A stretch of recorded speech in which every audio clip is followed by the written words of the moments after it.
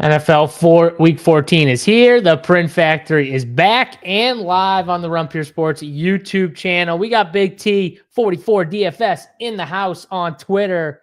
Big T, Thursday Night Football, man. We were just talking about it before we hopped on here, bro. It was kind of how we thought it would go in the way of the game aspect, but from the DFS side, not what we wanted to happen because, man, those running backs jammed it right up our ass, especially Josh Jacobs. But we were just talking about the Dan Campbell thing, and I was just saying how at some point, even though I love what he's doing, it's going to go the other way on him, kind of like it did last year. And it's kind of unfortunate because I would have wished it would have went the other way last night to get it out of the way, like pre the playoffs. But I just have a feeling it's going to happen again in the playoffs where it's going to go the wrong way for him when they get to the playoffs. But I hope not, because I do like what he's doing. I love how aggressive he is, and I love the way he coaches. It's just, I just love him owning these people too. Like, oh, he should have kicked it. Like the goofball on Twitter that Acho or whatever his name is that always has the horrible takes. It's like, I mean, I just hate it. Like, people want to kick field goals so damn bad. They act like 30 seconds is nothing. Every team in football can go down and get in field goal range in 30 seconds. Like, 30 seconds is a long ass time in the NFL. So also, did you see his defense? I mean, like, partially he did it because that's what he does, but in the back of his head, you don't think there was an extra thing pushing him because, like, my defense just gave up 31 points. How many times have people lost to Mahomes kicking that same damn field goal? Go for a first down and end this freaking game. And I don't know why. I don't even see the other side of it. Like, so many pussies go on there and they're like so infatuated. And the most annoying, honestly, the two that annoy me more than anything with this stuff is the Mannings. I love them on that Manning cast, but no one likes field goals and running the ball more than those two. They jerk to field goals, and for two quarterbacks, it makes me sick how many times they want to kick field goals and run. Well, I think they're used to the old school method, just like the coach. Just like the coaches, the old coaches who just do it this way and they'll never change. And those guys, they're in every sport. There are guys like that. They're just set in their ways. We're gonna only twos. We're gonna post up bigs. Yeah, they're just set in their ways, Tony, and they will not change at all. They're stubborn. I respect actually the stubbornness, to be honest with you. I respect the stubbornness when it's stupid. But it's silly to be like, that's a terror. Now their point is like, oh, well, if they stop them and now the game's tied. And why do they always act like you can't lose by kicking though? Why can the kicker not miss too? Kickers miss all the time. Did they watch the Bears-Packers game a couple weeks ago where the Bears they always act like the field goal is automatic, like you just get 3 points and the other team doesn't even get the ball, I guess. Yeah, it's impossible. It's impossible to, recover from a 3-point deficit with 32 seconds left or whatever they would have had. Like, kickers can kick it from midfield these days. It's just over. Yeah, and that's the other thing too. I think back in the day, you weren't as worried about if they get the ball at the 25 and they go 30 yards or whatever it is, and they have to kick a 60-yard field goal or some shit like that. Yeah. I mean, the odds on them making that are slim back then. Yeah. Now the odds are different because dudes are just kicking those 60-yarders for fun, like all the time. I just don't even get the other side of it, though. Maybe I'm just more of a modern thinker, but why not win it with your offense? Your offense is dominated. Pick up a yard and you win the game. Because that's not how the offense got you there. You kick the field goal and then you let your defense win it for you, Tony. You let your defense win. I heard DC say this on the show the other day, and I've said it for years to like my old football coaches that coached me in high school. We have a group chat. I think I've told you this too. I think you should always weigh your decision on if you were on defense, what would you want them to do? If I'm on D, I want them kicking that damn field goal. I'll tell you that much right now. Kick the field goal, buddy. I don't want you going for it because if you get it, I'm dead. I lose if you get it. If you kick a field goal, I don't lose. Yeah. What if you miss a field goal? Then I get the ball out there. Like, I want you kicking the field goal. Anytime I make a decision, I think it should be based on what you would want, the opposite of what you would want on D. I know for a fact, though, that if you were facing Mahomes, everyone in their head would be thinking the same thing. I can't Yeah. give this dude the ball back with 30 seconds. I How can't. many times has he won that game? I mean, the Same thing Bengals with did it to him Brady. multiple Same times. The thing with Bills did it. Brady. Like Every team that faced Brady, when they well, score they would with always kick. would they score with 2 minutes left, they'd go fuck. Yeah. A minute left, they'd go fuck. 30 seconds left, they'd still go fuck because And they they knew would Brady. still always score like idiots. Yes. And they would never think it was just so infuriating. Yeah. Yep. It's just the way it is now, and the offenses are more explosive now. These players are so much better. Like it's just. I'll take it even further. Even if you don't get it, say Detroit didn't get it last night, and somehow they lose that game, his players still are going to go to battle for him, and you still got all that working for you because the players are never going to be mad at you for believing in them. Like it's win-win for me. Like they're going to get it. What?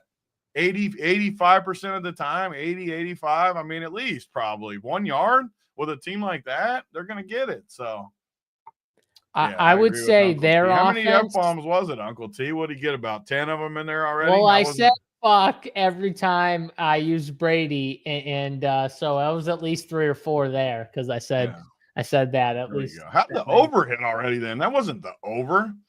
The over's like 33. Times. Uncle T. In one sentence. The over in one sentence got there already. It might have been a little bit of a runoff. The full show is 33 at least. One sentence is 3. That might. It's a Larry Bird. I call that a Larry Bird. 33 is a Larry Bird. 23 is the MJ. You go by the names of the players. You know what I mean? So you got to go by the names. You hit an Allen. I hit an Allen Iverson right there. That was early though, Tony. Allen Iverson was a given right there. But you got to get to the Larry Birds before you start victory lapping Uncle T. All right, that's enough of that game. We both agree on that. So it's not fun when we're not fighting each other on a certain topic. We gotta find topics where we disagree on, which I'm sure we'll get to during this show because we're going to go. A lot of our polarizing teams aren't on this slate, though. This might be one of the more boring main slates of the year as far as teams. There's not that many of the big dog teams on this slate. Well, that's not good because that means I'm going to have to find some things to just. I'm sure we'll find something to argue about throughout the show. By the way, I'm so pissed too because the last couple weeks on the Morning Wood Show, you've made fun of me for my plays of the day. I forgot. I haven't even told you this yet, but I forgot about this. And then last week, you weren't on the show when I gave my play of the day. And my play of the day fucking smashed. And you weren't even on it to be like, that play sucked. Who was it? And I'll tell you if I would have made fun of it. I'll be honest. Adam Thielen was my play of the day. I probably would have made. I don't know if I'd have. I know you would have made fun of it. I don't know though, because I kind of like the leverage off the cheapie, David Moore. I kind of like the leverage off it. I might have smirked, but I wouldn't have full made fun of that one. Said I might have smirked just because David Moore was chalky. I like the pivot in those spots.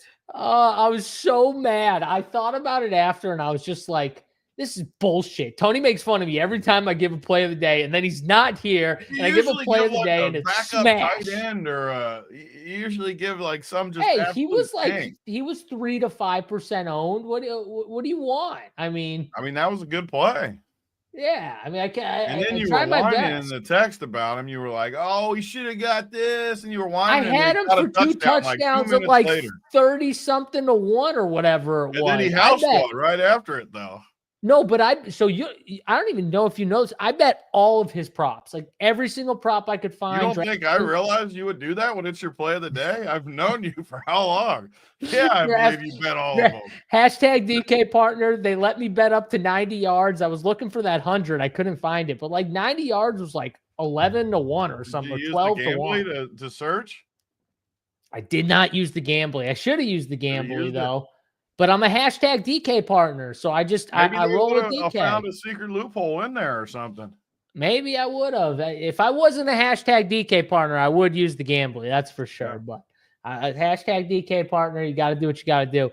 But I bet his, first touchdown anytime, 2 touchdowns. So I was pissed when they took that touchdown off. I had him parlayed with Mike Evans touchdown and Bucky Irving for 100. I had all these like parlays going.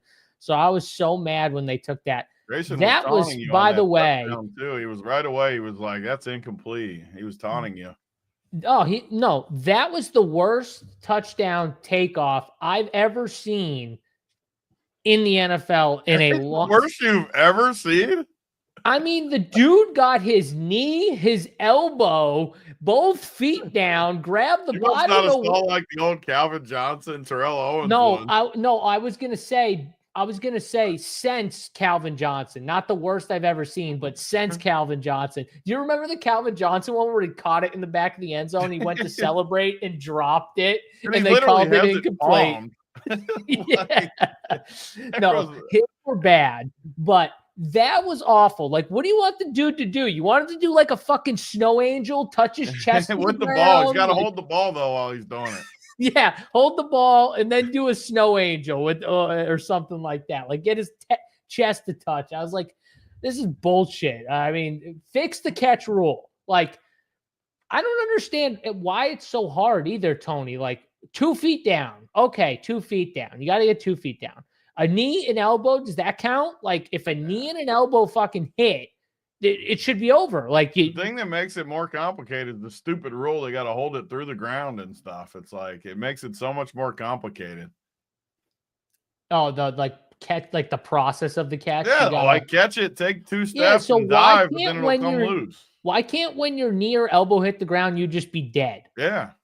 Like right then and there, I think everyone would like that. The only gray area for me at all is when they catch it and they turn, and right as they're turning, it gets stripped. I don't think that's a catch.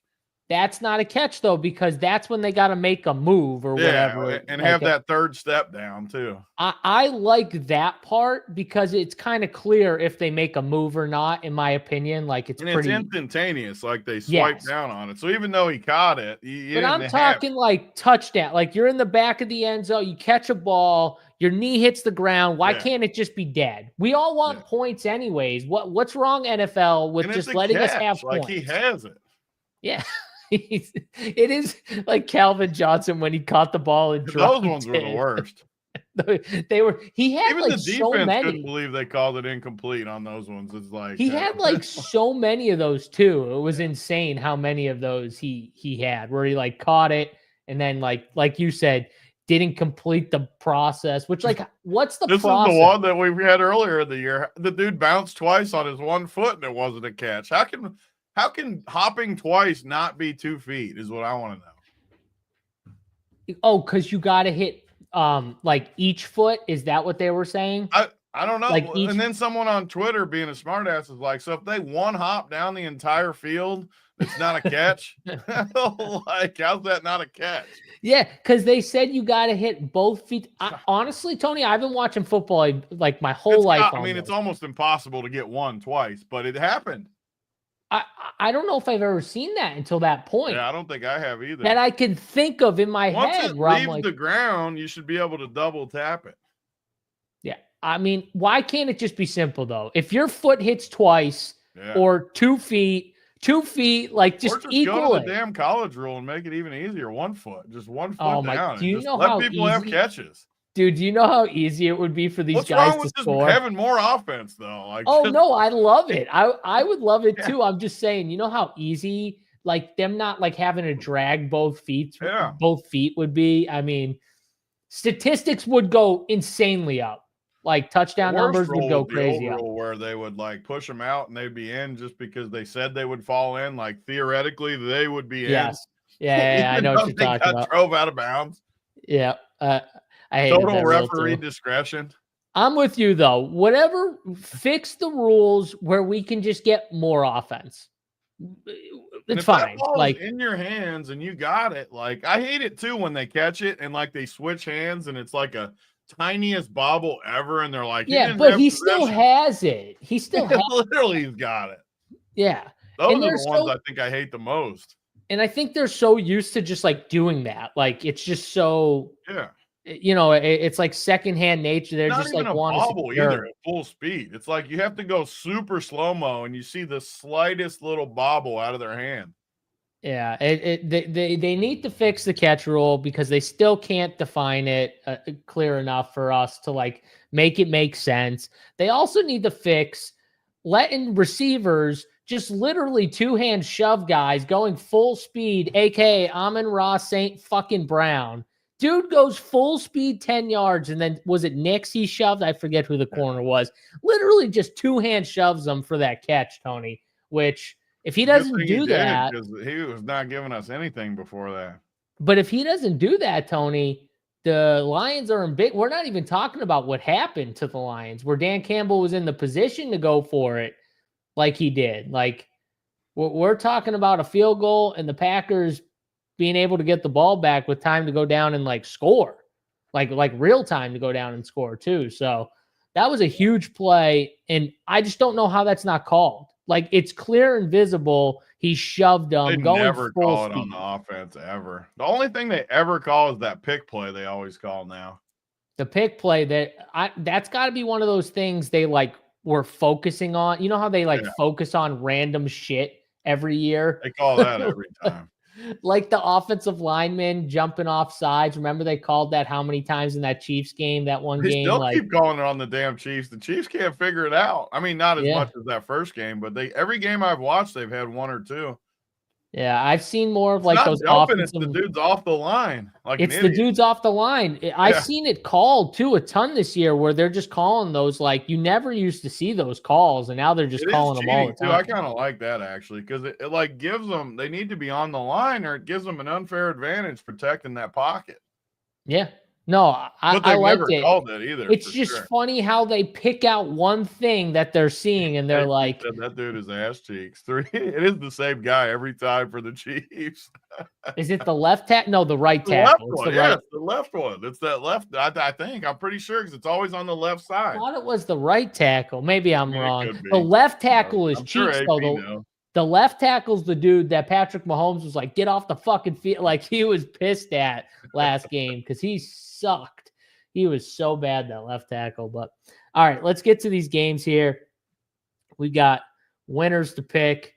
Let's start off with Carolina and Philly. Let's get this game out of the way here. 13.5-point spread. Philly is favored at home. It's a 46 total. Tony, Carolina has been playing pretty good the last couple weeks. Bryce Young's looked pretty good. You sent the tweet. What if he ends up being better than CJ? That would be really funny and stuff like that. He has looked really good through 2 games. He's given his team chances, to win. And in my opinion, against good teams. Like the Chiefs, obviously a good team. The Bucs are a good team too. I don't know if people view them as a good team, but I think they're a pretty good team. They're a good and I'm just saying though, like as a team, like where would you put the Bucs? Or you think they're like middle of the pack? You think they're back end? The top offense, and I think their defense is one of the worst defenses for sure.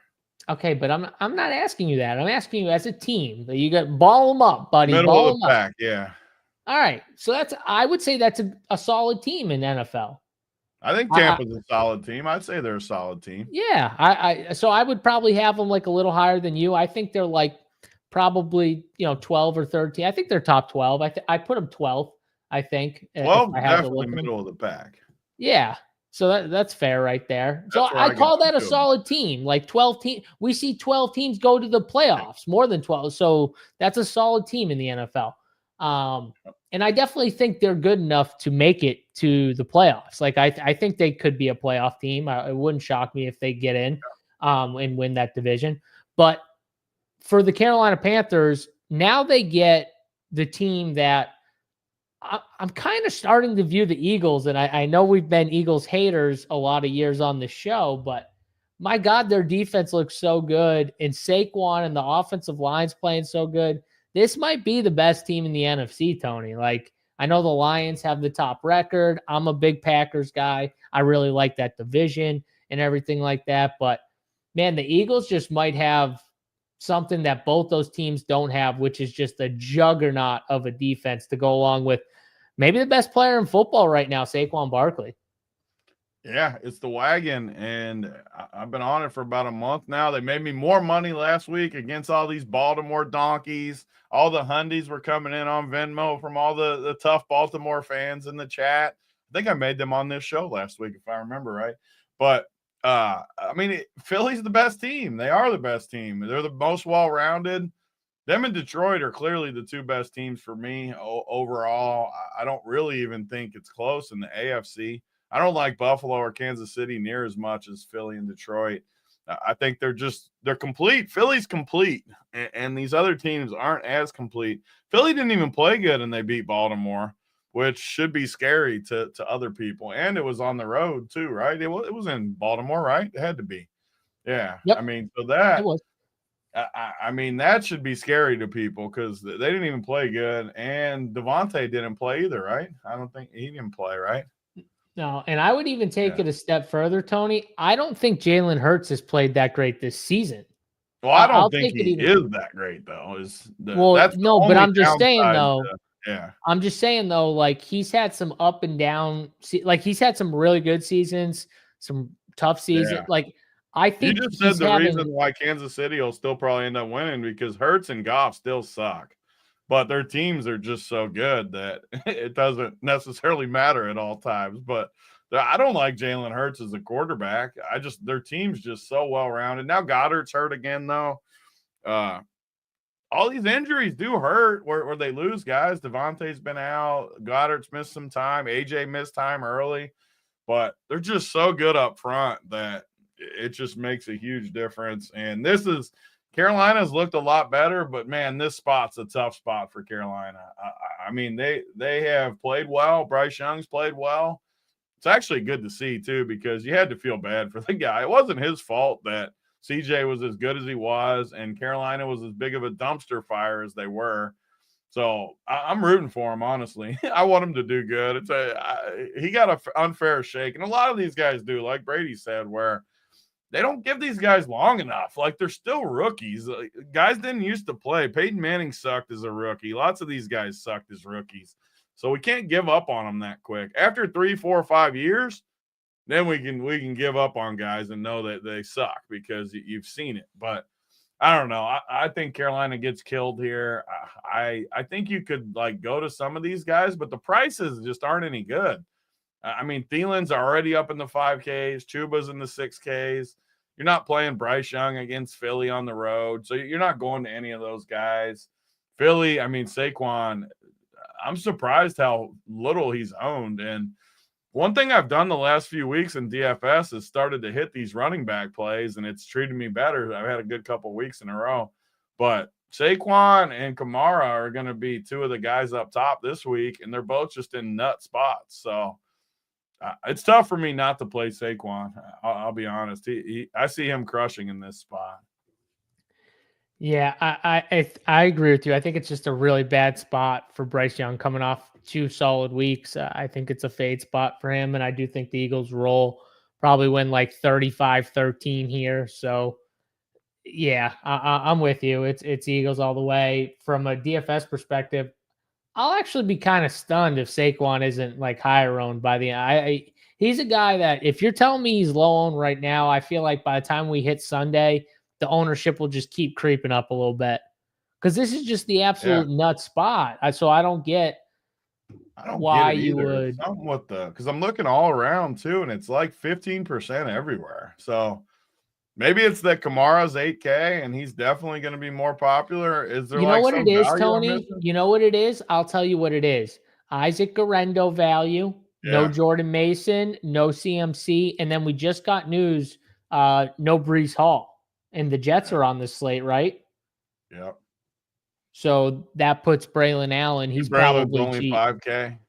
Yeah, there we go. So maybe that's what it is. That's even better for us, though, because I think San Francisco is a dumpster. I mean, that's another thing we've been right on is even before the season, I kind of felt like this could be a down year for San Francisco. At this point, I think they're done, and I don't like Guerrero as much as the field will. And I think the Jets are done too. They've sucked every week. I don't like Braylon Allen that much either. So you can get different just playing the good guys like Saquon. Yeah. So I don't know if I don't think I'm on the same wavelength with you with Guerrero, just because I think he's got like higher upside than even someone like Jordan Mason, just because I think he's going to be heavily involved in the passing game more than Jordan Mason. I think he's got like more upside in the passing game. So I I'm don't not think he's going saying to get all the work, though. They're even remotely close to all the work. They're going to they run that always say this. anaconda, dude. They always say this bullshit, and then they end up just force We feeding. This is haven't probably seen it where they're out of things, though. Like they know their yeah. team's done this year. Well, if they're done, then what? Like I'm assuming that Trent Williams is probably out, right? If he hasn't been I ruled haven't out seen, yet, but I assume so for sure. I would assume he's out. But like, wouldn't you think if they're like fully out of it, then guys like George Kittle? No, well, maybe not George Kittle because he probably just is I a think they're going to footballer. slowly start rolling these guys out, though. You think Maybe so? not this week, but each week they're going to roll out more and more. Technically, I'm sure they're not technically out of things yet because that division is pretty packed. But I mean, what are they? Let me see. Do you think Debo plays more at the running back? I mean, Debo's been horrendous. He's been awful, but I'm asking you, like, do you think he takes? I don't think so. I mean, my take has Yeah. been the same, and it's been right the last few weeks. I just think they're done. I don't know. I don't like their good guys in these spots. I'd rather. I know we're hopping around, but I think they run. We're just talking about running back. We're just talking about running back. I think that anaconda. I think they want to see him a little bit. I think.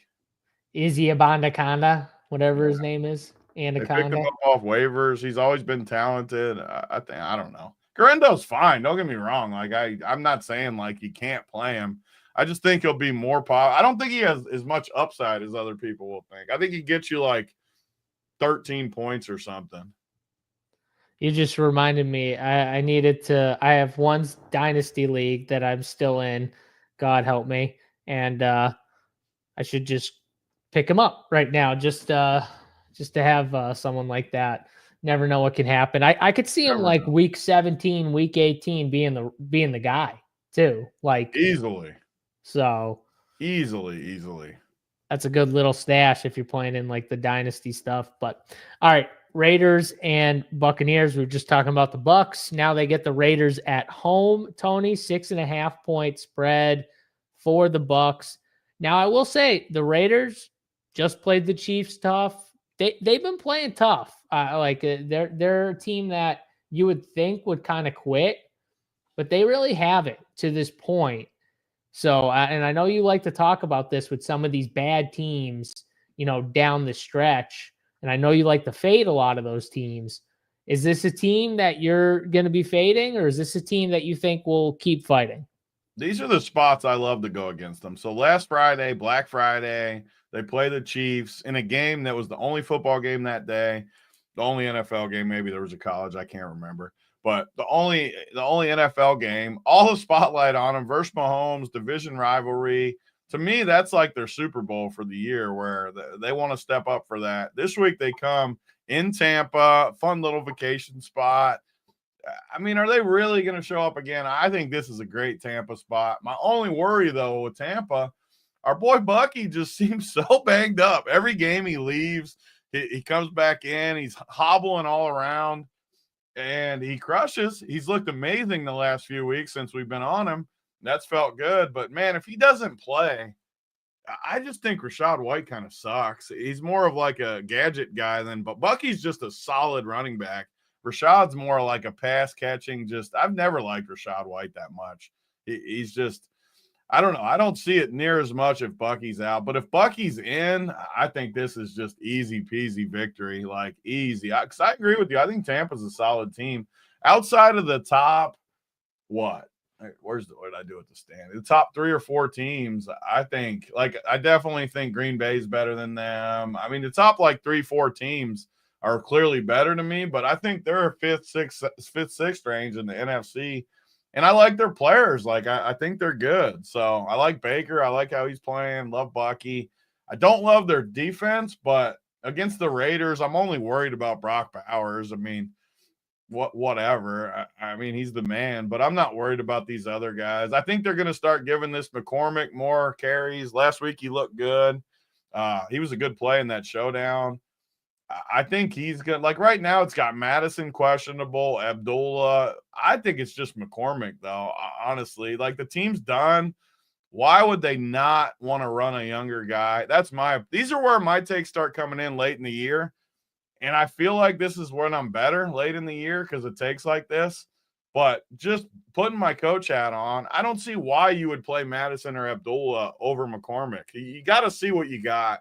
So for me, I think it's Tampa. And I think McCormick is a decent late season pickup just because I think they're going to give him more and more work each week. Yeah, I mean, I like the over in this game. I think that the Bucs will win this game for sure, but I do think that the Raiders can put points up against this Bucs defense.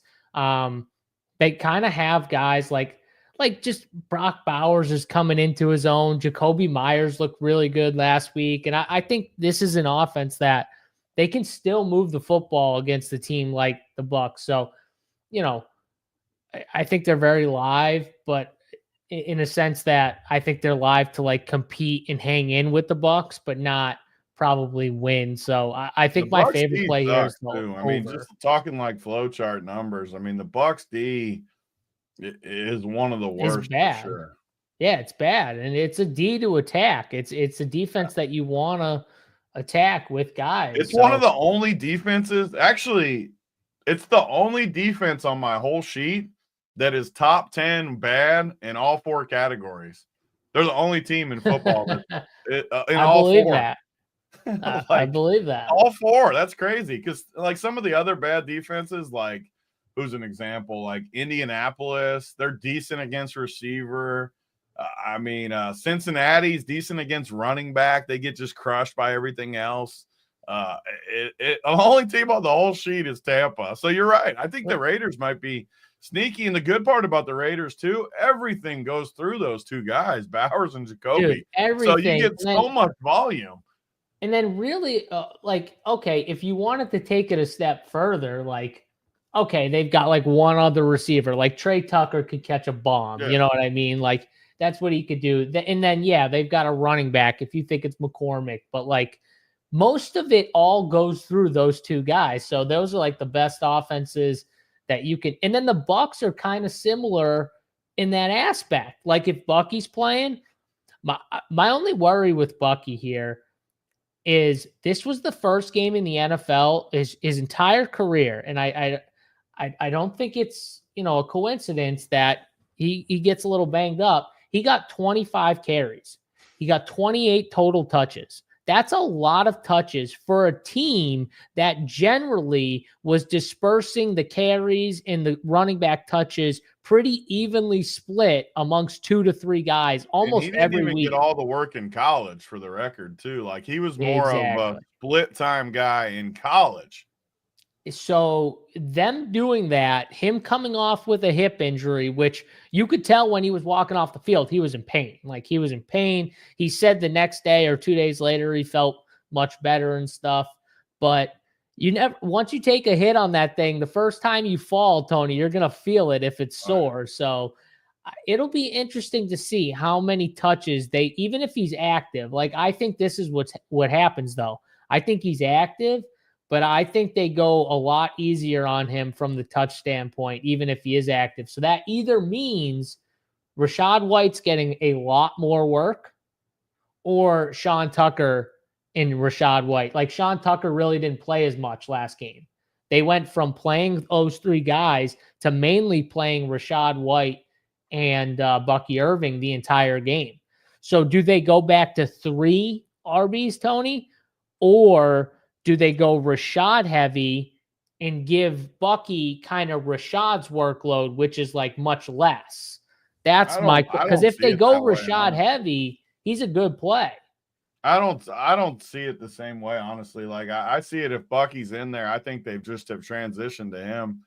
I think he either sits or he gets the full workload again. That's just my opinion with the situation. I don't see them going back to I take that back. I want to clarify. If it's a blowout, I see that. But if it's a close game, which I do kind of, the more you talked about it, I do kind of think Vegas can score on them. So I thought it was going to be a blowout in my head, but after listening to you talk about it and looking at my numbers, seeing them top 10 of all think four about how categories. Carolina got down the field. You can't tell me that Brock Bowers, Jacoby Myers, and Aiden O'Connell, they can't do something similar to that effect and work their way down the field. Man, I don't want to get too far in the DFS weeds because then we'll start but it looks pretty interesting to me. I'll just say that. But all right, we both like the Bucs. I'm on the over. I think I'm slowly talking you into possibly being on the over too. But Cleveland and Pittsburgh. Jacksonville is always a popular team with the flow chart, just because of how bad they have been at times. They're top 14 of all four categories, not top 10, top 4. So they're close. Yeah. They're the fourth worst defense. So they're right there, but not quite top 10. Jacksonville, I think, though, is – how do I say? I think they had some really, really bad weeks, but I think they've tightened up a little bit in a few areas they were really bad in. Mainly and people argued with me last week, and it came true. So I was wrong about a lot, but I was right. Jacksonville's been better against quarterback and receiver than running back and tight end. That's more my point, because in the beginning of the year, it was the opposite. They were a little better against the running back the first 6 weeks. They were a little better against the running backs, though, and way bad against the receivers and the quarterbacks. It's totally and stuff. flipped, too, yeah. And it's kind of that even factors in the Detroit week where they scored $1 million on them. So they did kill them that week, too. Holy shit. Which, you would think inflates the numbers just like a tad, obviously. But Pittsburgh and Cleveland. Tony, we got Jameis Winston fever coming off the amazing game against – where's Denver ranked for you in defensive rankings? I think everyone would have had Denver's defense as a top 5 defense coming into that game, right? I don't know if they still do, but people think of that defense as a top 5 defense, and Jameis Winston went in and threw that thing all over the yard and put up a ton of points, and I know he had a couple – pick sixes, but if you just, and I say this and saying you don't take pick sixes out of it, but I'm just saying those were 2 plays. You just take those 2 plays out and look at what he did. It was insane. And we're just coming off of a game for Pittsburgh where obviously Joe Burrow is not Jameis Winston. He's much better, but he did just rip up the Pittsburgh D. Jameis is coming off ripping up a really good D. Can Jameis go back-to-back and put up points to where Pittsburgh has to play kind of like they did against Cincy, Tony? That's more the question for me. Do you think this game is high scoring? Because right now the total is 43.5. So Vegas is thinking the complete opposite. So I think this is one of the sneakier games for sure, because, and this is why I trust my own numbers. I trust the eyeballs from watching the games. This spot looks really, really good, especially from receiver. Jerry Jeudy has been amazing. He's going to be the second top. Both of these teams, as far as receiver, are going to be 2 top 4 or 5 flow chart for the week. They're really good spots secretly. And oh my God, Benair always has the worst comments. It's just sneaky. I don't think it's sneaky all the way around. I think the rush Ds are good. Cleveland can't run the ball at all, so not necessarily them, but I don't think Pittsburgh will run it that much. I think it's definitely a clear-cut receiver spot, though. I don't know if I like Russell Wilson that much. I definitely can't play Russell Wilson over Jameis if I did, but I don't necessarily like either one of them as much. But I do love the receivers. I love George Pickens, although he is getting himself in a little too much trouble for my liking. Tomlin's starting to get annoyed with him. And Tomlin's an old school guy that some guys, I think it's a good thing when you get the squeaky wheel going. Tomlin's not up from that alley though. He gets mad. He could just bench you. He doesn't care. He's way more old school like that, even if he knows a guy's talented. But I honestly think Jerry Jeudy, again, I don't want to get too far in the DFS woods either, or we'll be here all night. But I think Jerry Judy's been amazing with Jameis. 5 straight good games.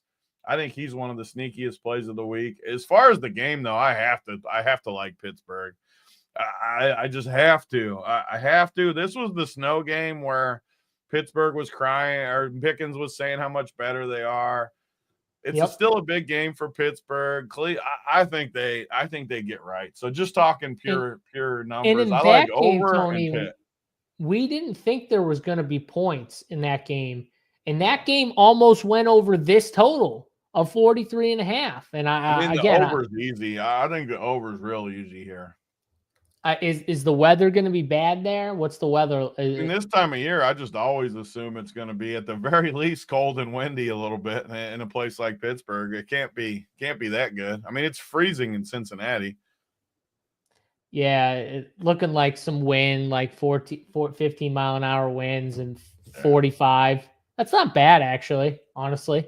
I think these teams, I mean, Cleveland's one of the sneakiest offenses in football just because Jameis chucks. He doesn't care. He's going to chuck it. Because they can't run the ball anymore. They literally can't. Dude, they played Jerome Ford over Nick Chubb in a lot of that game last week. Like they did on Monday. That was they went Jerome Ford because Nick Chubb was ineffective for a lot of that game. So, yeah, I agree with you 100%. And I'm assuming you like the Cleveland side because of that. So I'm with you. Do you like the Cleveland side? Pittsburgh. Oh, you like Pittsburgh? I like the Cleveland side from fantasy plays. I like the Pittsburgh side betting though. Oh, okay. Yeah, I'll take the 6.5 with Cleveland. I think I think this game's a close game. I think it's a 3-4 point game. I think the spread should be like 4.5, not 6.5. So these division games always play closer. And I just like the dogs have been printing in these division games. So I just got a lot of home spots though too, where it's like the worst team at home. Now this is the better team at home. Yeah. Cleveland's a pretty good team. They're like another sneaky, like their record is horrible, but I think they're much better than what their record kind of says. That's just my opinion. But yeah. All right. Let's go to the Jets and the Dolphins here. Jets, Tony. The Jets doing what the Jets do. I mean, was last week not perfect? I don't know if you bet the Jets or if you went the Hell other no, side, I didn't bet the Jets. I'm done with the Jets. Oh, good. I'm glad because I was on the other side too. And when that happened, I was just laughing like, yep, this is exactly what happens. If you're on the Jets side, you deserve it because I can't stand the Jets. But now they get the Dolphins in Miami too. What do you think here? Is this a bounce back spot for Miami? I mean, easy spot for Miami for me. They've played good football. Even last week, they played decent enough football. We've still been on the right side of Tyreek. I know he freaking got lucky in that game. He caught the tip ball. So maybe you could say that he was a good play, but I saw the play. He had 12 fantasy points until the tip ball. Everyone keeps playing him, and yeah, he did get 20 after the tip ball, but it was pure luck that he got there. Achane just keeps being good. I think this game might be my favorite game of the week because Miami's still playing for something. They got a lot of good players. Jonnu's looked amazing. You brought it up last week. I freaking love how Jonnu's looked. And then now you got, I mean, Breece Hall's out. He's one of their better guys. Rodgers is ready to quit. Adams is always ready to quit. He's a quitter. I mean, the Jets, I'm done with them. I don't even need to talk about this game anymore. Sauce is quitting. He's doubtful. Yeah. Sauce is quitting. CJ Mosley's out. Quitters. I'm done with it. We don't even have to give it. This is another division game. Is the only hard part. But I don't care. I'm taking Miami. Miami's playing for something. Yeah, I'm taking Miami too. I can't take the Jets. I refuse to take the Jets. No, I don't think I'll take the Jets. I don't care if they beat us. I'm never taking them. I hate them. I'm just not. Yeah, I'm we're the Jets. We're quitters. The Jets haters quitters. now. I hate quitters. 45 total too is kind of interesting. Like I kind of like the under. 45. Yeah, I mean, I would like the under if I had to choose for sure. Yeah. All right. Let's go to a better game. Atlanta and Minnesota. Minnesota, 6-point favorites at home, Tony. Obviously need to win to keep up with Detroit. I think they're only like one game back of Detroit, maybe. But Falcons, they need to win too. That now they're I think them and the Bucks the records, I think they're tied or something like that. So this is a huge game for the Falcons. It's in Minnesota, though. You would think it's a tough game, too. What do you think? Do you give the Falcons a chance to win? These might be – it's going to sound crazy saying this because Minnesota's got a good record, but these two teams have disappointed me about as much as anybody. Like, Minnesota has looked bad, to me at least. I know their record's been good, and I know Kansas City, teams like that, their record's good. Pure eyeball test, though, I just don't think Minnesota's any good, I'll be honest. I think they're well coached. I think they're very well coached, which gets a lot of victories, and Kansas City's very well coached too, obviously, which that's important in the NFL. But, man, they've almost lost so many games. They haven't looked good to me. But the issue is Atlanta, man, I had high hopes for Atlanta. And Kirk Cousins had just some horrible passes last week. Atlanta has too much talent to be as bad as they are. Their players are good. Bijan's good. Drake's good. Mooney's good. Pitts is supposed to be good. They got too many good guys to suck this bad. They should not be a 6-point dog to Minnesota. I have to take Atlanta, though. Minnesota's the type of team that, as a favorite, I'm never going to like them really as a favorite. As a dog, I'll give Minnesota some life as a dog. Like, when Minnesota plays Detroit or Green Bay or something and they're a dog, I'll be okay with them. But this game, I just have to like Atlanta. Even though they've let me down, I have to take the 6 points or whatever the spread is right now. I have to. And I actually feel pretty good about it because I think this game falls 3 either way. I think one of these teams wins by 3. So I have to take Atlanta too. And just looking at the numbers, you would think this game would set up really well for a Drake London or a Darnell Mooney. Minnesota's defense, they obviously, especially in the beginning of the year, they were really, really good. They're really good against the run still, but they've been giving it up to the receiver position, Tony. But what I'm looking at right now, one of the top 5 best spots for receivers. And I don't know if your flow chart says something similar to that. Totally agrees. They're really good against the run and really bad against the pass. I wouldn't even say like really bad, but they're bad against the pass. They're not like as bad as those other teams we were talking about, but they're sneaky bad. Put it that way. They're going to give up points though to these receivers, and we've seen it week in and week out with these Minnesota teams where they just give up some plays in the passing game, and I gotta have some of like Darnell Mooney or Drake London. I mean, it's Drake for sure. We've been on Mooney all year, and usually I'm on that side with you, Mooney. This week it's Drake for sure, and I know it's Drake more popular too. But the matchup, it just benefits him, and it's only a $900 price difference now. Drake's $6,400 compared to $55. But the ownership is going to reflect that too. The ownership's going to reflect. But I think it's like clearly Drake, and I haven't said that all year. I've been more on Mooney, more on that. I think it's clearly Drake this week, though. I think Drake might be the best play of the whole week. I think he could have like his first upside showing of the year where he gets like not first because he had a couple big games, but I think he could get 30s this week. Yeah, I mean, listen, Caleb Williams threw for 340 against them. Obviously, Keenan Allen, DJ Moore had good games. We saw what, obviously Kyler Murray's been struggling a ton, but still Marvin Harrison caught a touchdown. Trey McBride had like 12 catches or something like that. Like, I think Westbrook-Ikhine ripped them. They Westbrook-Ikhine had a touchdown. I guarantee that. Well, I know he did because I bet him. So I know dude, by the way, wildest thing ever. So I don't know if the thing has moved yet, but we're actually getting to that game now because I'm with you. We're on Atlanta. I can't take 6-point favorite. I'm not taking Minnesota, but Nick Westbrook-Ikhine touchdown prop, Tony. Right when we were betting him, he was like +7. It was you. You were the one. Whatever. I'm not getting credit. +700. We're talking +700, +800. This is like 8 weeks ago, right? And he scored every week since. Where do you think he is right now? Because he scored 7 straight weeks, so I bet he's like +200. He was +180 yesterday. Yeah, he should be. He scored 7 straight games. He's now +195. He's got the 4th best odds to score a touchdown of anyone in the game. Yeah, he scores every week. That's crazy, though. It's just funny how things work. It's crazy. Even last week, he was like still +250 or whatever he was, like unbelievable. But Let's go to that game, actually. We'll get to Jaguars and Titans here. Titans 3-point favorites at home, 40-point total. We will get Mac Jones for the foreseeable future because I think Trevor Lawrence went on IR, which kind of sucks, but he obviously took a massive hit.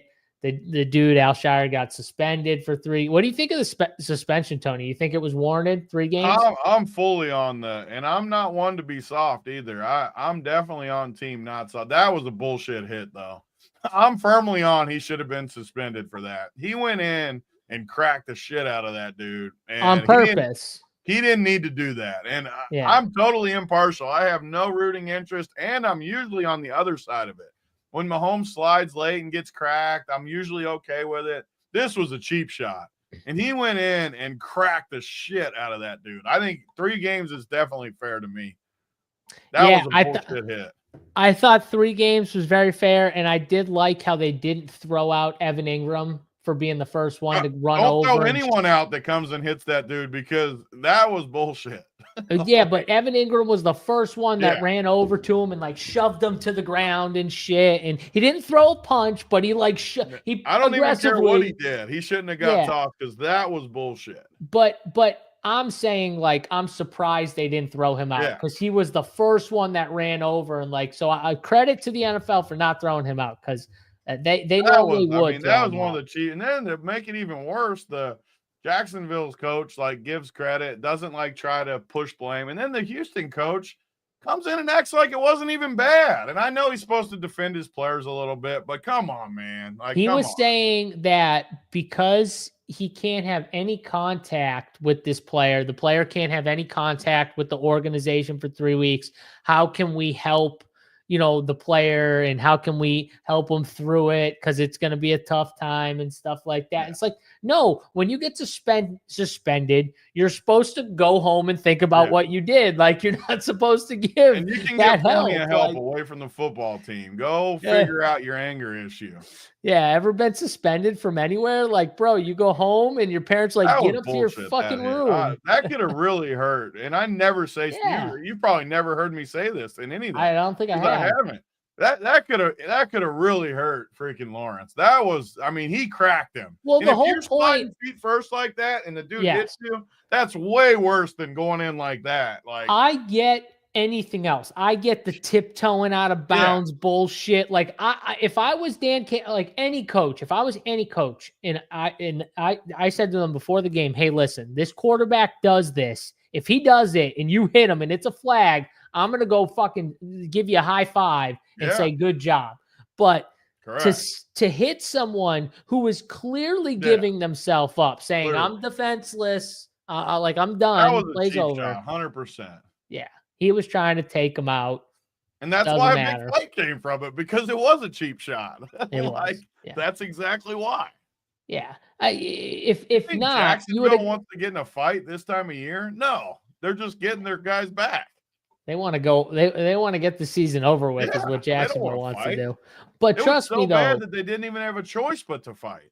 They wanted to get the season over with their quarterback. They didn't want their quarterback to just get fucking crushed. And now their season. Crazy. Whew. I mean, Mac Jones is not what you want, but we get Mac Jones here, Tony. Titans, they're 3-point dogs. I mean, what are we doing here? Because we don't love the Titans either. I mean, this is one game that, you just don't have to bet it. Like, there's a lot of games we can bet. There's college championships, NFL. Like, what do we need to bet Jacksonville, Tennessee for? If I had to bet it, I would bet Tennessee. But, man, this is the game I can't see myself betting. Yeah, I would take Tennessee, too, in this spot. But it's definitely one of those games where maybe instead of it, you just keep betting Nick Westbrook Akine touchdown. I like that at 2-1 better than the bet, just because the 2-1 odds. Yeah, there you go. There's the winner right there. Just keep betting it till. I mean, it is a good spot too for Nick Westbrook Akine. So it is. Yeah. All right. Let's get into the. We got one more 1:00 game here. New Orleans and New York. I know exactly where you're going with this game. There's no shot in hell that you're taking the Giants. They are at home.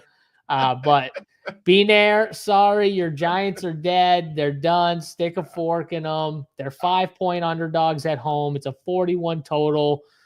Is this just Kamara smash spot? I mean, I think it is. The only shitty part is our boy Taysom, man. We had him everywhere. Don't remind me. On him.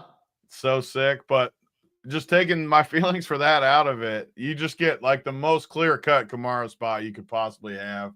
I think New Orleans is a team that will at least play hard. I don't really see them as like Derek Carr's not the type that's just going to quit. He's going to keep throwing it to MVS. Kamara's going to smash though. The Giants are quitting. I hate to keep saying the same stuff, but they're just going to quit. Neighbors isn't going to play. He popped up with something else today. I mean, I just don't see it. Dexter Lawrence, their best players out. They're quitting. They're done. They want to lose. I will go against the Giants every game the rest of the year, guaranteed. You don't even need to ask me each week. I'm against the Giants. I love New Orleans, though. I really like – I think New Orleans and Kamara – and granted, Kamara is going to be the highest owned guy on the slate, so I'm not saying whatever. But he's just going to crush. And I haven't been on Kamara all year, partly because of Taysom. Or Taysom's vulturing. Taysom's gone, and we get the Giants. What better surroundings could you have than no Taysom and you play the Giants? I mean, that is a nuke spot. Yep, it's definitely a spot. I mean, give me. I think New Orleans wins big too. I think they win by like 20. So I think it's a big spot. So I might all line it up. Spread tells you how bad the Giants are. I mean, New Orleans is a big favorite on the road. I mean, 5-point favorites on. I think that line's moved up to, was it 4.5? Sure, I think it's couldn't have helped it. Receivers aren't going to impact it usually, but Neighbors has to at least hurt a little bit for this Giants team.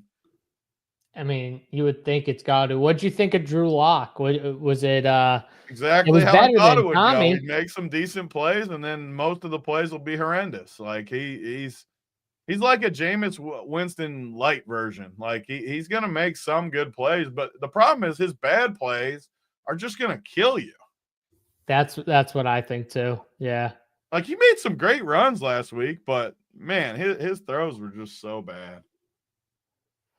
Here's this is what we call a realistic Giants fan right here. Kevin Watkins, realistic Giants fan. Be near. You could learn a little bit. The funny thing is, like, people always act like we're partial to teams. I feel like the opposite. I like the Giants all year. I drafted a lot of them. The only team you're partial to is your Bengals. That's the only team you're partial to. I still think they're really good is the worst part.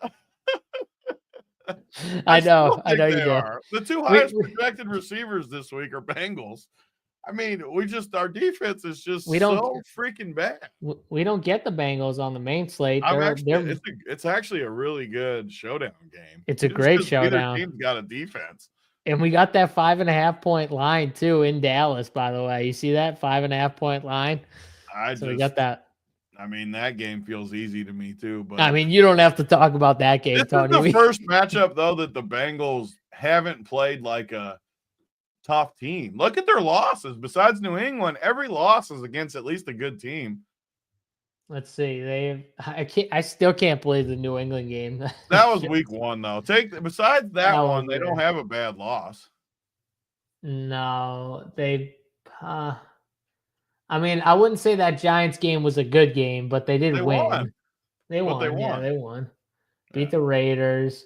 Yeah, I mean the Ravens, the Chargers. I'm not talking about their wins. I'm talking about their losses. They don't have. Yeah, you're right though. They lost to the Chiefs, Commanders, Eagles, Ravens, Chargers, Steelers. They're all good teams. They're all playoff teams. All playoff teams. Was New England, but it still doesn't matter when you blow the freaking game every single week. Yeah. So. Yep. I'm not making an excuse. They got to win, but I still think their talent is good.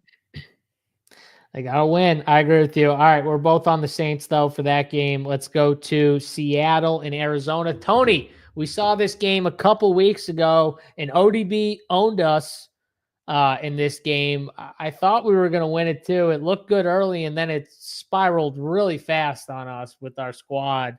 And now Arizona's at home.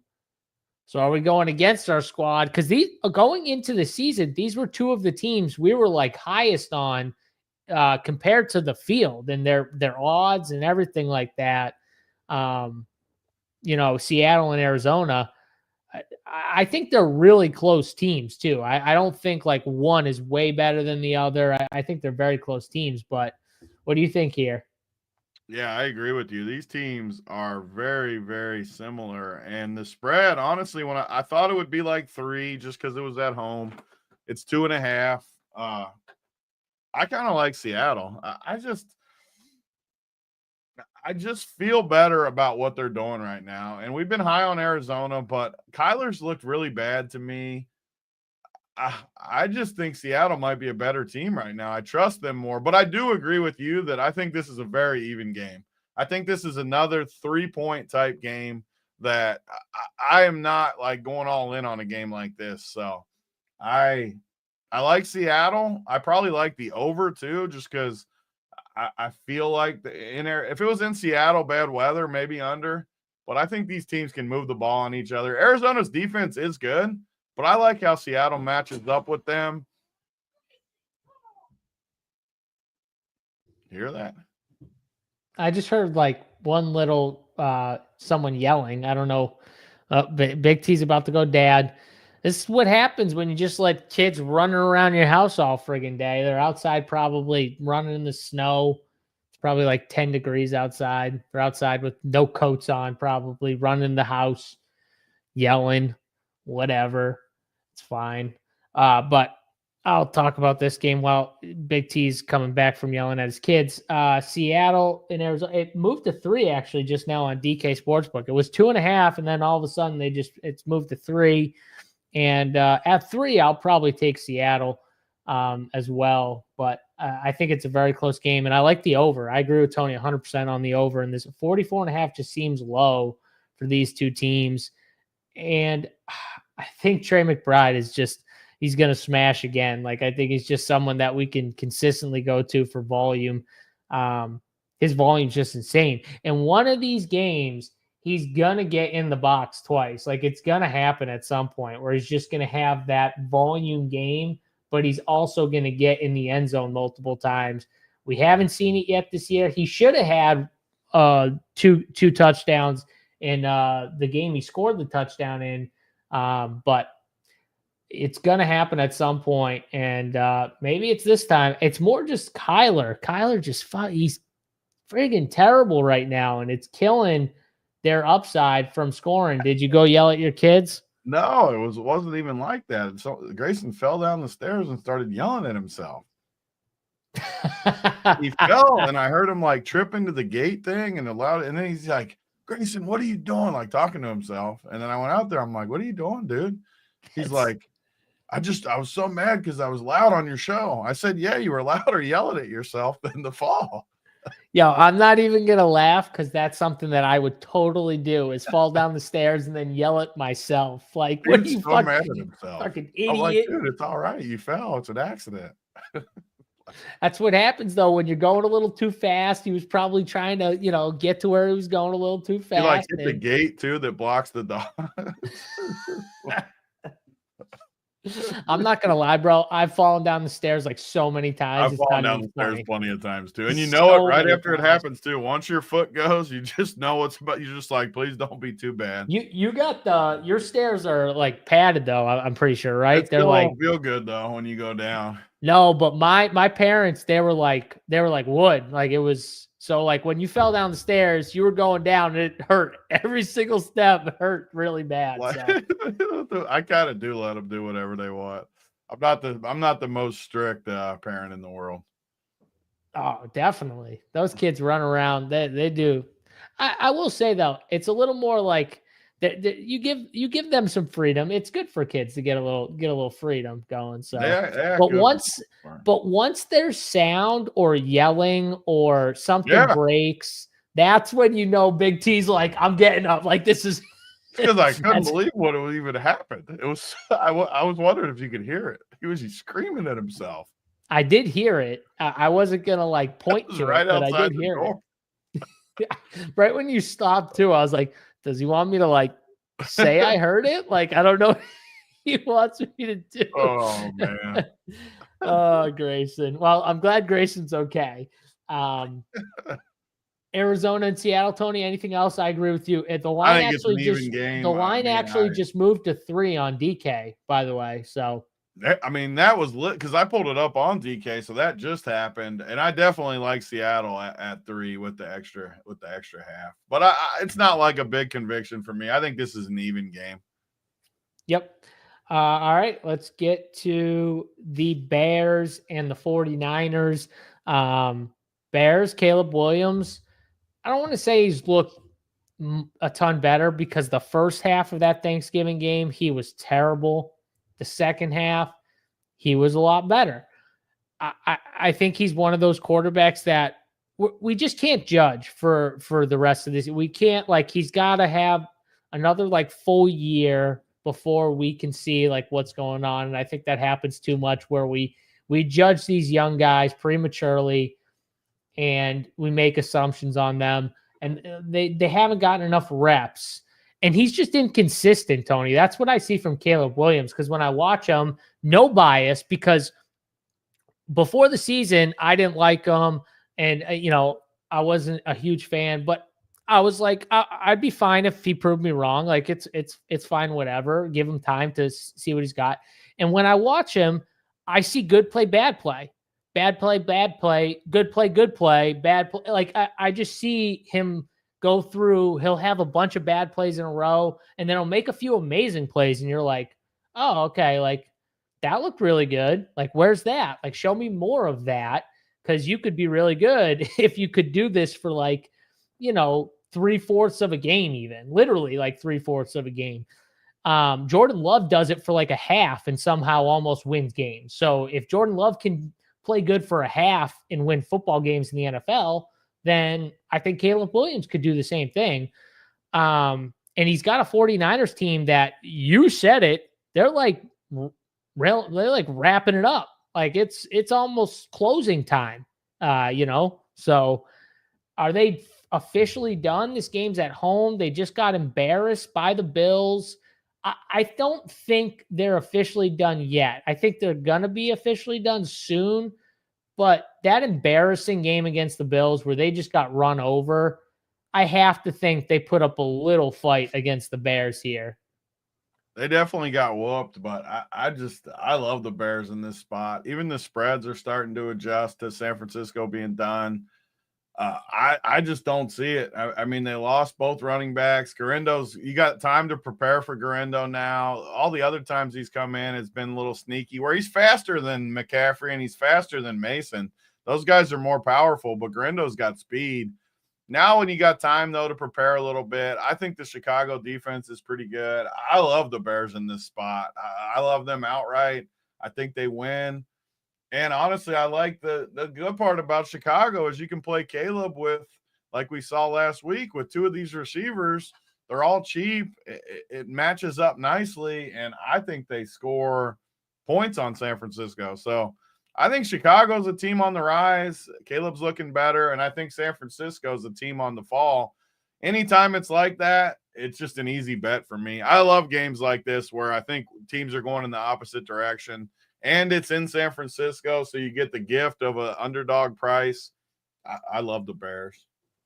Yeah, I just think San Francisco, the way you beat the Bears, can run the football. I think they're going to be able to run the football on the Bears, and I think that's going to end up getting them the victory. But I do think there's points, and I do like the over. I think San Francisco's defense, with these injuries, like Nick Bosa's been out, like I think they're becoming, I don't want to say fraudulent, but a little towards the fraudulent side. And I think the Bears could have some success running the football on them as well. They're the most sneaky bad at is against the run. They're really, really bad against the run. And listen, Roschon Johnson's out for the Bears. They got a bunch of running backs, banged up a little bit. You could see it. I mean, DeAndre Swift's a little banged up, but if he's good to go, like, he might get a bunch of touches in this game.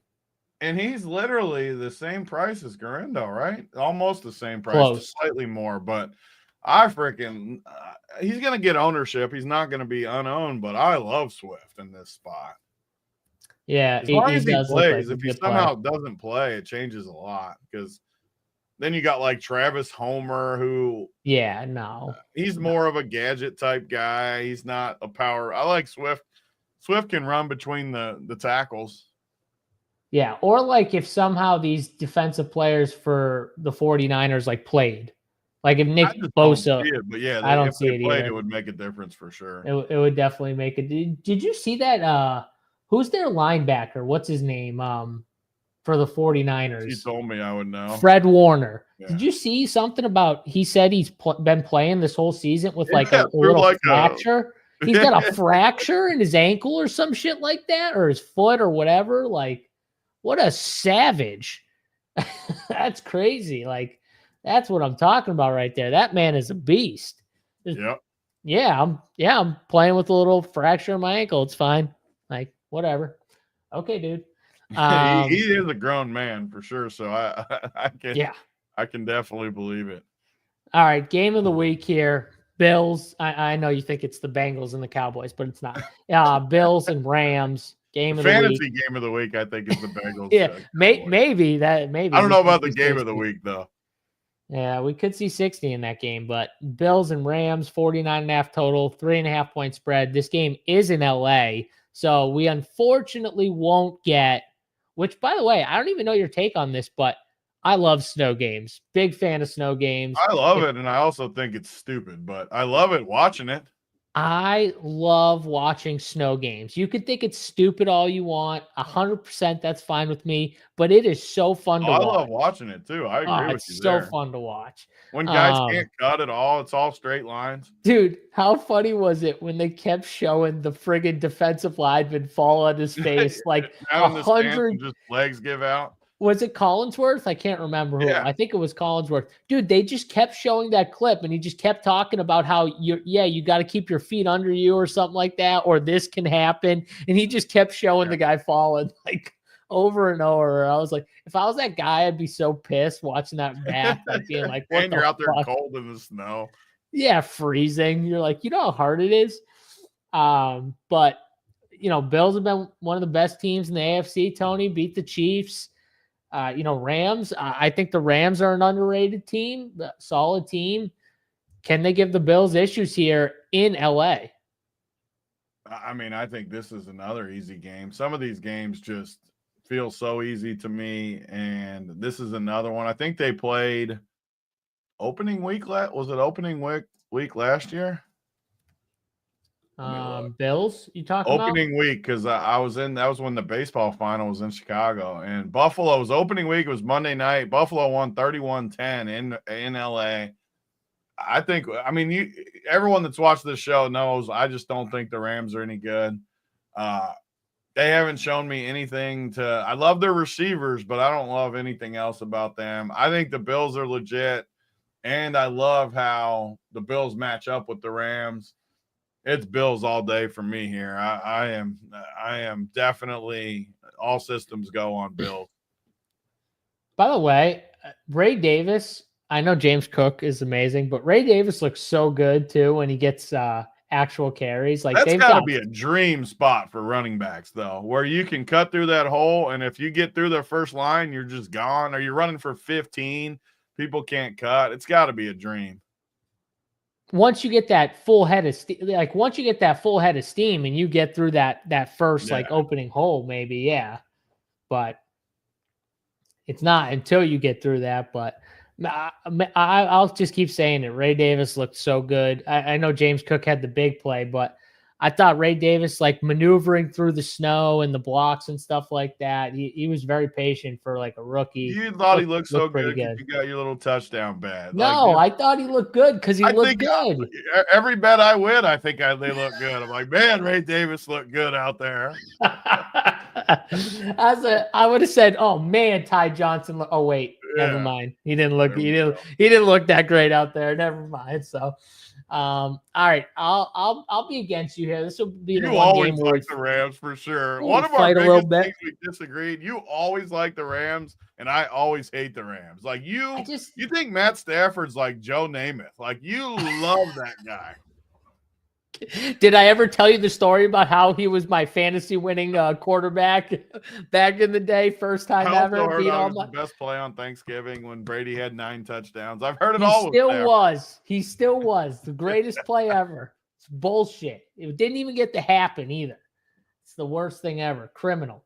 But yeah, the Rams at home, the Bills, having to travel, just in better weather. Yeah, I think the Rams are a good team, and I think they're going to put up a fight here. It's 3.5 right now. The Bills have had some good spots. They're a good football team, but I think the Rams are underrated. I think they're one of those teams I just view as underrated, and they're better than what they show at times, but they're healthy now. They're finally like somewhat healthy with their stars, and they've needed a few weeks to kind of get things going. So, yeah, I'm going to be on the Rams side here, Tony. So we'll disagree on that. That is all the games though for this slate. Big T, thoughts on naked Josh Allen? So Josh Allen might be the most likely for me to run naked of any football.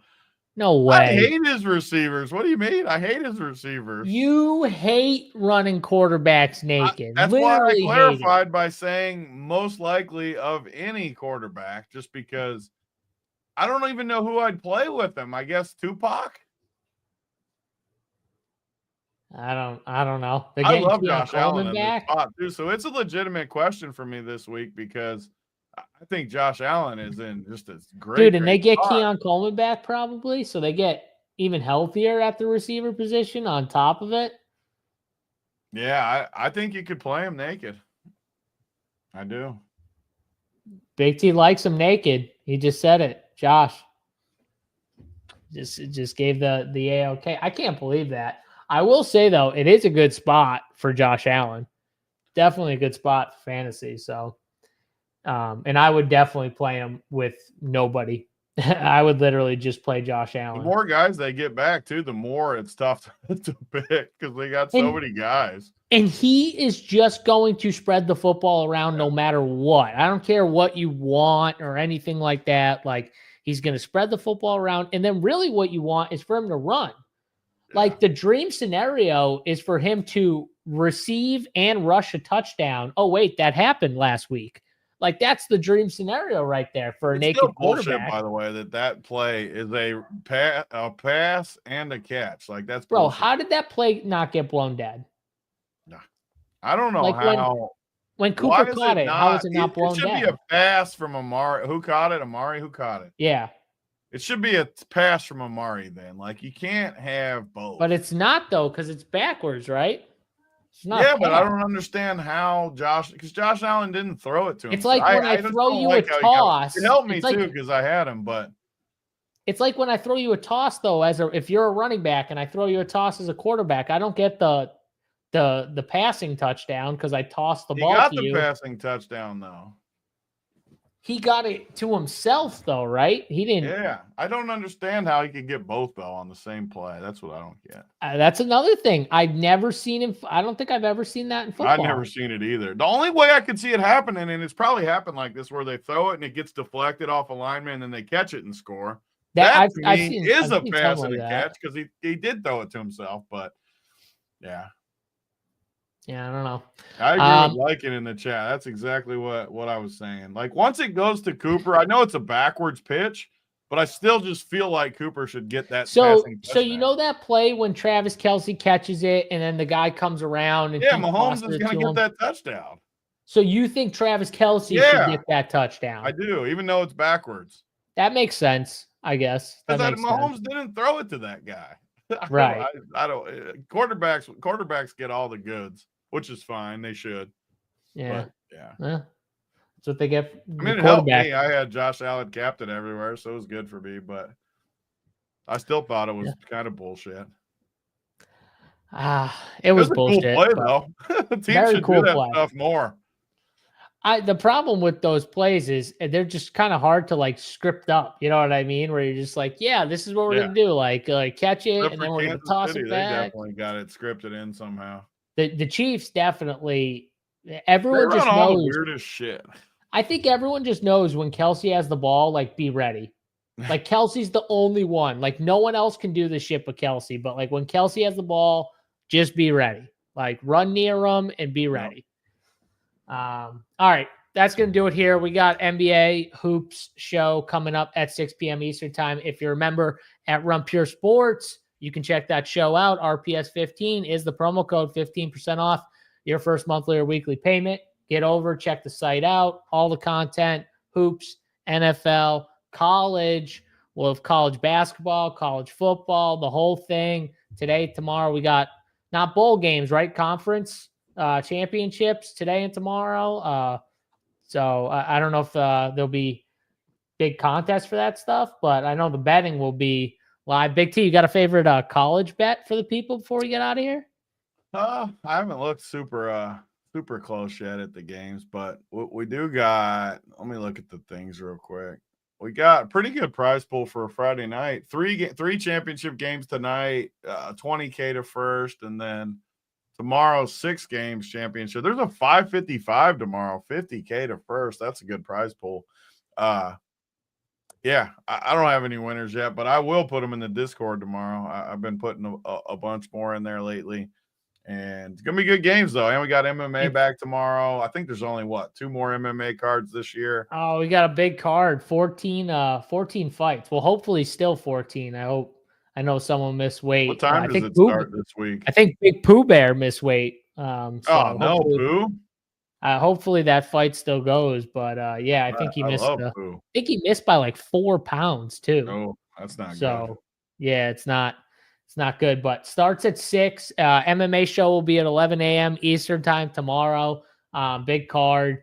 Slate starts at 6. So, check that out. Same channel, 11 a.m. Eastern. We'll be breaking that card down. So make sure you can check us out there. Hit the like button on your way out of the video. Me and Big T plus the Prez will be back. Morning Wood show. That's 10 a.m. Eastern time on Sunday for all the DFS winners. Until then, for Big T and myself, JSU, we'll see you guys later. We're out.